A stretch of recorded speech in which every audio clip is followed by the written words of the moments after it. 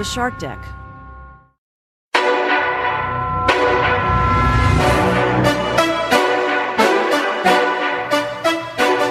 Hello and welcome to Palace Intrigue. I am your host, Mark Francis. There's an update on the never-ending will they or won't they coronation storyline involving Harry and Meghan, and it's a head-scratcher. Their rep gave the BBC a statement this week on the Duke and Duchess of Sussex decision. They have not yet made one. Well, whether they come or not, at least the rest of us will know the plans for the day as recapped by the BBC. The King and Queen consort will travel to the coronation at Westminster Abbey in a more comfortable, relatively modern, horse-drawn carriage, the Diamond Jubilee State Coach, first used in 2014 before returning in the Gold State Coach used in every coronation since the 1830s. The return procession route will be much shorter than the length of Queen Elizabeth II's in 1953. The royal couple and other members of the royal family will head out from the gates of Buckingham Palace and travel to Westminster Abbey, where the coronation service will begin at 11 o'clock British Standard Time. The 1.3-mile journey will take them down the Mall through Admiralty Arch, along Whitehall and to Parliament Square before arriving at the Abbey. The return leg, which has been named the Coronation Procession, will take the same 1.3-mile route back, but will be much larger in scale and feature military from across the Commonwealth as well as all services of the UK Armed Forces. Queen Elizabeth's return trip was around 4 times longer, covering 5 miles and took 2 hours. It is understood the King's shorter route has been chosen for practical reasons. One of the more interesting things about the coronation invitation, Harry, check your mailbox, is the face of the Green Man. Slate describes the invitations as whimsical and colourful, a riot of springtime flowers. The design, based on a British wildflower meadow, features the coat of arms for Charles and Queen Camilla and invites its recipients to the Abbey Church of Westminster on May 6 to witness the King and Queen be anointed and crowned. The most prominent feature on it, which is also the feature prompting said drama, is a green, human-like face transforming at its edges into a jumble of foliage, crowned in primrose and narcissus. As the announcement explains, central to the design is the motif of the Green Man, an ancient figure from British folklore symbolic of spring and rebirth to celebrate the new reign. The shape of the Green Man, crowned in natural foliage, is formed of leaves of oak, ivory, and hawthorn and the emblematic flowers of the United Kingdom. Slate spoke with historian Francis Young, who said, "Well, my initial reaction was that I thought it was a joke. I thought this must be some kind of joke to have the Green Man on it. But then I saw it had been tweeted by the royal family. And it's a very beautiful invitation. It's really lovely, but it's rather surprising to find the Green Man on something as important and weighty as the official invitation to the coronation. My thoughts went to, what is this? What's going on? I spent a lot of my time trying to debunk the idea that the Green Man is an ancient figure from British folklore. He's a made-up figure of 20th century folklore. Quite a lot of journalists in the UK, since the invitation went out, have already reported. The Green Man is included here as an ancient figure from British folklore, but he isn't actually an ancient pagan symbol. It all goes back to an article that appeared in the Journal of the Folklore Society in 1939, written by Lady Raglan, who was a prominent folklorist at the time. She came up with this ingenious argument, but it's not an argument that any scholar would ever go with today.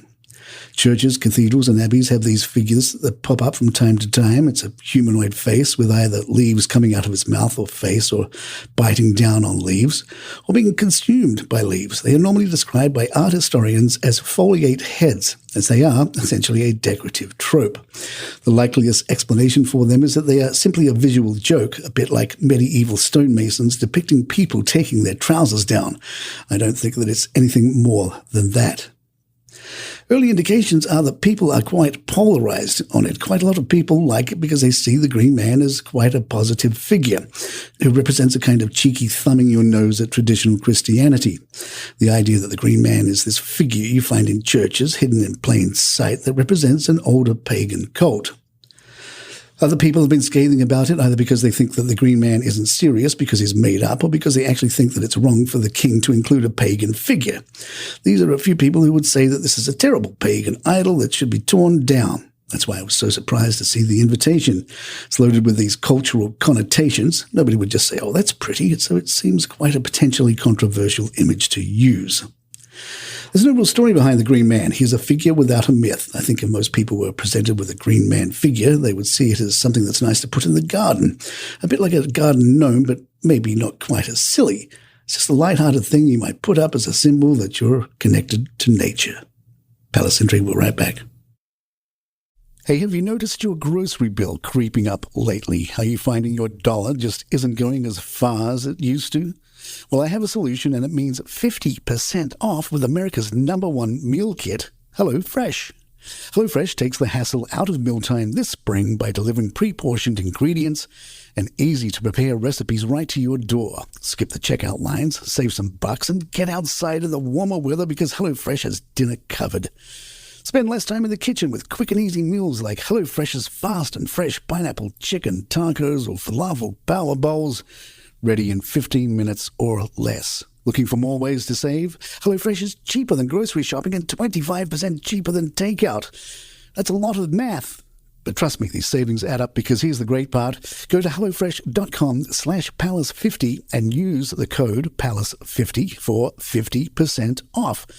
Plus, your first box ships free. That's HelloFresh.com/Palace50. HelloFresh.com/Palace50. HelloFresh, America's #1 meal kit. I'm Nina Hobson, ex-police detective from the UK. I've worked on every crime mentionable, from murder to kidnap to stalking to fraud. When I left the force, I launched my own investigations firm that soon became a global operation. I'm also a single mother of two, to two members of my team, my son Harrison and daughter Amy. Every week, we'll be getting first-hand accounts from psychological experts, operatives, former criminals, actual victims of the crimes that we investigate, and of course, my very own flesh and blood. From Storic Media, you're listening to Codename Siren, a true crime podcast. Available on YouTube and all major podcast platforms.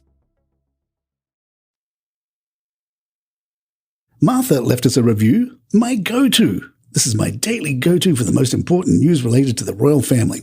I love the short and concise way they do stories and how they include almost all the royals. And on April 5th, he hit the nail on the head with the commentary related to truth. My motto is, if I say something that makes me feel better and everyone else feels worse, maybe I need to think about it a little more. Harry will regret his truth. 5 stars. Well, thank you, Martha. The Guardian has launched Cost of the Crown, an investigation into royal wealth and finances. The Guardian hopes their reporting will demonstrate the vast challenge of obtaining answers to the most simple of questions. They write, take, for example, the question of how much public money is spent on security for the royal family. The government, so often the monarch's ally over matters of secrecy, claims that to disclose even just a single totalized figure for the entire family without any further details whatsoever would constitute an unacceptable threat to their safety. It refuses to explain this reasoning in any detail or why heads of state in other developed countries, including French and US presidents, can't publish details about the costs of their security. Then there's the question of what all these working royals actually do. The Guardian writes, our attempt to discover precisely what public functions royals have fulfilled in return for all this money is less than straightforward. The palace directed reporters to the court circular, the official record of their activities. However, the information is only available in daily editions with no totals and no way of easily searching what engagements royals have undertaken in recent years.